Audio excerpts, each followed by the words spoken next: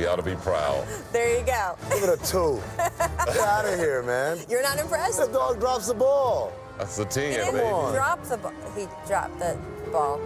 Yeah, I mean, Come he on, did it's several attempts. Come on, you got to dock points. That's ball over? almost got dropped, too. Oh, welcome to the job. just I'm saying. Rachel Nichols. Today I'm joined by our front office insider, Amin Al-Hassan, 6-time NBA champion, Hall of Famer, Scottie Pippen. Always such a treat when he is here. Coming up, since Pip is back with us, we will revisit the All-Star Dunk Contest in Chicago. The producers are on it. The Jump Investigative Unit is on the case. We will dig deep. First, though, so what's hotter than being hot? Ice hot. No, that's not how the line goes. Anyway, it is what the Rockets are. They have won 5 straight, and their new approach that some down in Houston are calling micro ball is letting James Harden and Russell Westbrook be their best selves. I sat down with James to check in on how he feels about playing this way, why his style of play is the subject of so much criticism, what he thinks of the Rockets' title chances, and where he feels he ranks among the NBA's best players. There's a lot in here. Take a look. They've gone small ball. You're starting the shortest lineup in over 50 years. But one thing you better have is a whole lot of Harden. To 3, James Harden up flamethrower. He's a machine, he just scores. He's unguardable. You guys made a pretty significant change to your team at the trade deadline. The first game that you guys played was against the Lakers. Right. And the opening tip-off was you against JaVale. And the video and photos from that, just that one moment, Pretty funny, right? are pretty amazing. What did you think as you were going That up was to my do first that? jump ball in the NBA in 11 years. But no, I think it's more spacing, it's more opportunities for our guards to drive and be able to attack the rim, and then we get shooters. So it's pretty cool. You guys have had fits and starts this season. You've been open about the fact that you've had tough conversations in your locker room between the players about chemistry. What can you share from that you think has helped you guys? Tough conversations are needed, especially if you want to get to the top. I think every team has had tough conversations, whether you're BSing around and you're not reaching your full potential yet. And that's where we are. Like, we haven't hit our stride yet either. You see all these other teams are going on winning streaks and things like that. So we're ready to go, and I'm thrilled about what we have in the locker room.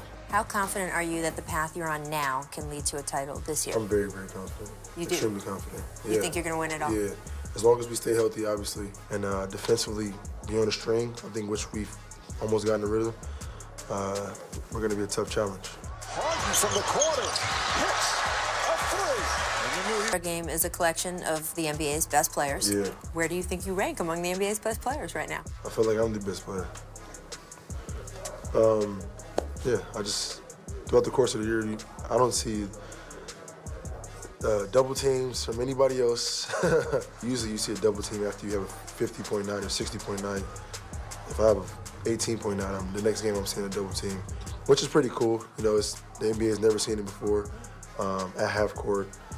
So I'm just trying to figure ways to, obviously, be great in that. It's interesting to me because the NBA's own website has an MVP ladder, their rankings for MVP. They list the top 5 players. You're not even in there, James. I know, that's crazy. What do you think of that? And I still lead the league in scoring. 3rd straight year you've led the league in scoring. Yeah. What do you think of that? That's something I can't control. You do have people talking about some of the stereotypes that have blown up around you. Charles Barkley, when they had the All-Star draft. I'm between Kemba and Trae Young.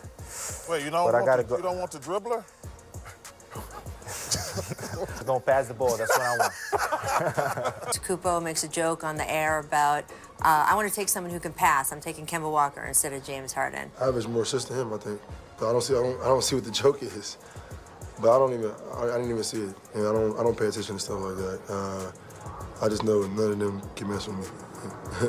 When it's all said and done, they'll appreciate it more.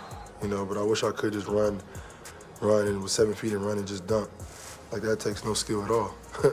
I gotta actually learn how to play basketball and how to have skill, I take that any day. Do you think that in the end, a title is going to give you the respect that you think you deserve? I mean, it is, and I will get it.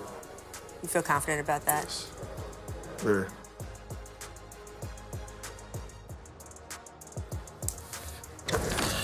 Thanks so much to James for sitting down with me. So, Scottie, I want to get to something he said in that conversation, calling himself the best player in the league. Do you agree with that statement? I believe he's the best scorer in the league. Best Which is player. not nothing, by the way. What's that? Which best scorer in the league is not nothing, by the way. It's definitely not nothing because it ends up you're at home early in the playoff. But when you talk about the best players in the game, you're talking about guys that can make their team rise to the occasion. You talk about the LeBron James. You talk about Giannis. You talk about Kawhi and what he's been able to do with the Clippers. Those are great players in our game because they are always going to be in the postseasons, and you're going to know about their team throughout the regular season. The Houston Rockets have been up and down all season.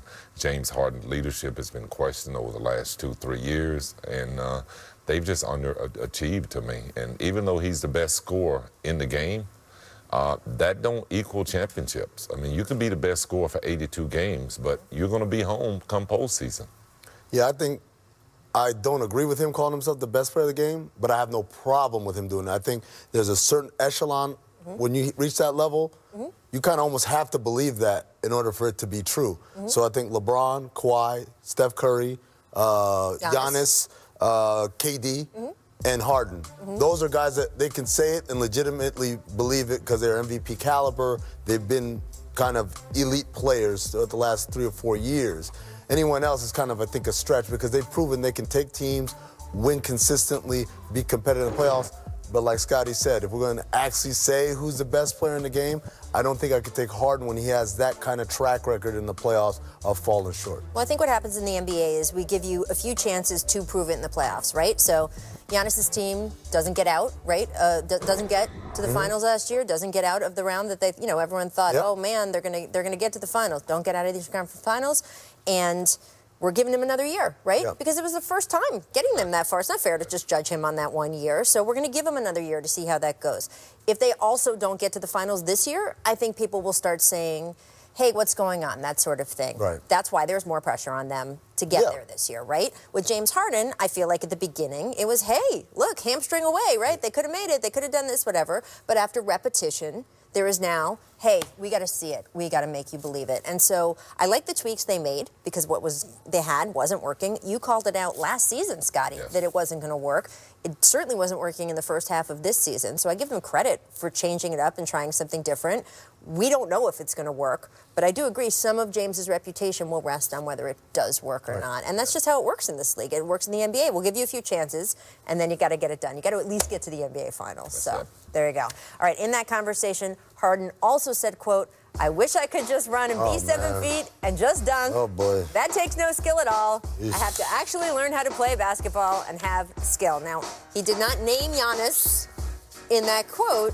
I had just asked him a little bit about the comments Giannis made during the All-Star draft, about the comments Charles Barkley made, too, during the All-Star draft. And Giannis, by the way, after the All-Star game, made sort of another funny joke. And by the way, in good fun, Giannis, it wasn't like he took some crazy shot at him. No. I don't think so. You think so? I think the one that happened during the draft was just in good fun. Actually, Charles was the one that started it, and Giannis went along with the joke. But what he said after the All-Star game, when he said, we were targeting Harden, I didn't feel like he had to say that. It's an All-Star game. You don't have to get that deep in, and he probably wouldn't say in a regular season game. To me, I was like, wait, why is he saying this? And then I remembered when Giannis won MVP, Harden went on the radio talking about, you didn't deserve it, I should have won it. Okay. And the Rockets put out all this stuff about, well, actually, if you look at this, that, and the other, Harden had more of an impact. And to me, that was not a gracious way to accept losing that trophy.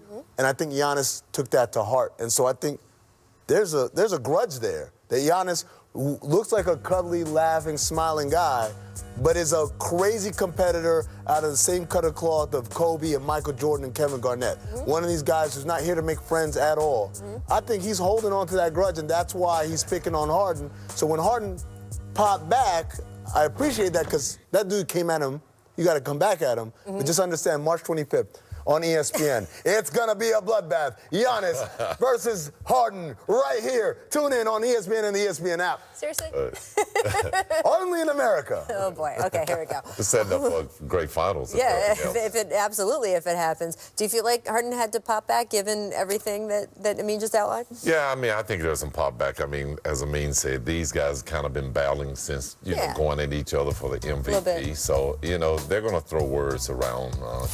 Too bad glad they're playing in the East and the West, that we don't see them battle head-to-head more, because they are two of the top players in our game, and we would like to see them go head-to-head more. Well, I mean, one of the things that Houston GM Daryl Morey always says about James Harden is he's unstoppable. I haven't seen the defense that can really stop him. And Giannis is in a lot of ways such a force when he goes down. Now, we've seen walls built for Giannis, but it's an interesting matchup. It's interesting that he says he's never seen nobody stop Harden, but look at their record. Somebody stopped them.